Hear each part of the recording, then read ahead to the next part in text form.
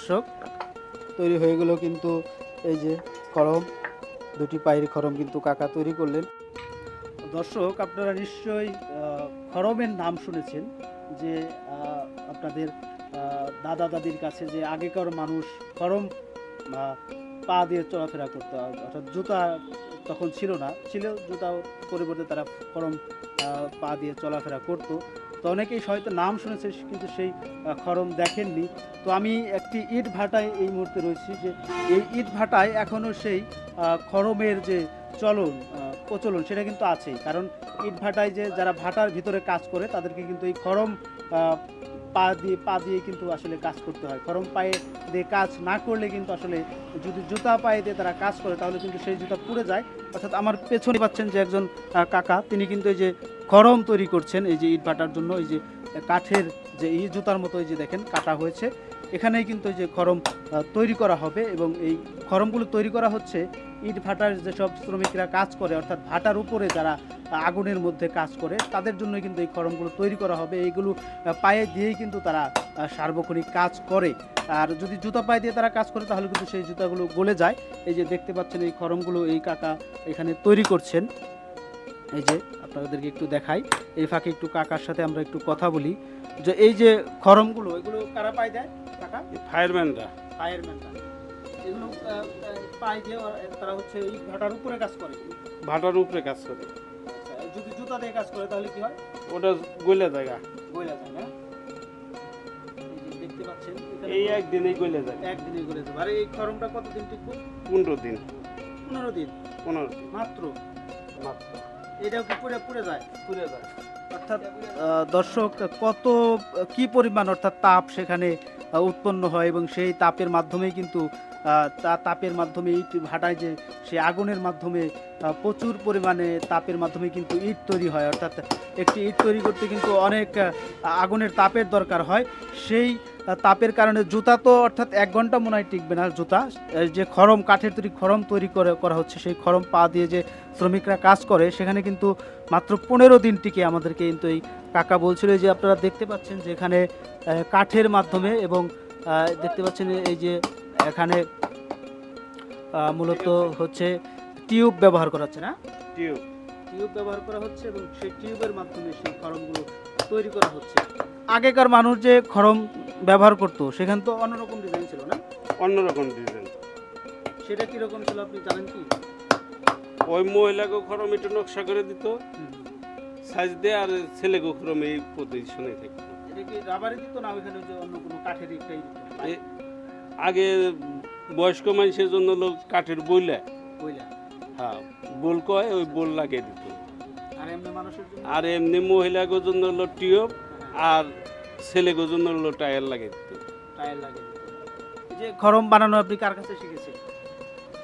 এটা আমরা মুরব্বীর কাছে শিখেছি।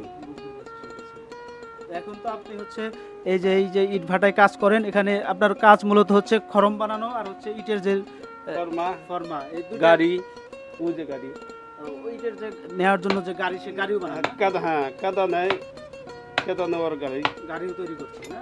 হ্যাঁ। এই যে খড়ম কেটে হয়ে গেল না? দর্শক দেখতে পাচ্ছেন যে নিমিষেই কিন্তু একটি খড়ম তৈরি করে ফেললেন আমাদের যে কাকা, তিনি।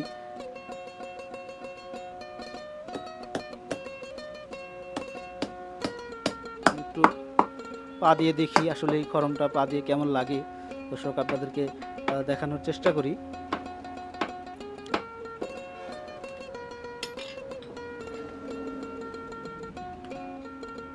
দর্শক দেখতে পাচ্ছেন এই যে খড়ম তৈরি হয়ে গেল, কাঠের খড়ম। এইসব খড়মই কিন্তু আমাদের পূর্বপুরুষ যারা ছিল, দাদারা এবং তার আগের যে পূর্বপুরুষ, তারা কিন্তু কাঠের খড়ম পায়ে দিয়ে কিন্তু তারা চলাফেরা করতো। হ্যাঁ, কাঠের বলতে যদি একটু এটা ইট ভাটার কারণে কিন্তু আসলে একটু ভিন্ন করা হয়েছে ডিজাইন। আমি একটু পা দিয়ে দেখাচ্ছি আপনাদের যে আসলে এটা পরে কীরকম লাগে, এবং এটা কিন্তু খুবই আরামদায়ক মনে হচ্ছে আমার কাছে, এবং একটু আরামদায়কই লাগছে। পা দিয়ে কি হাঁটা যায়?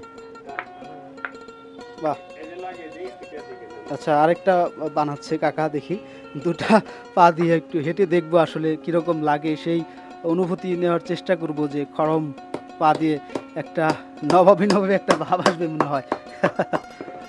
এই যে কাকা আবারও তৈরি করে ফেলছে। খড়ম বানাইতে মনে হয় বেশি সময় লাগে না, না? সময় লাগে মোটামুটি ঘন্টা খানিক লাগে। একটা ঘন্টা খানিক লাগে। এই সব তো একই মাপে হয় না, না ছোট ছোট ছোট বড় আছে পায়ের মাপে। পায়ের আপনার 11.5 ইঞ্চি থেকে 9 ইঞ্চি পর্যন্ত খরম লাগে। 9 ইঞ্চি পর্যন্ত। যাগো পাও বড় তাগো 11.5 ইঞ্চি লাগে। 11.5 ইঞ্চি। তারপর 5 ছোট তারপর 9 ইঞ্চি। 9 ইঞ্চি।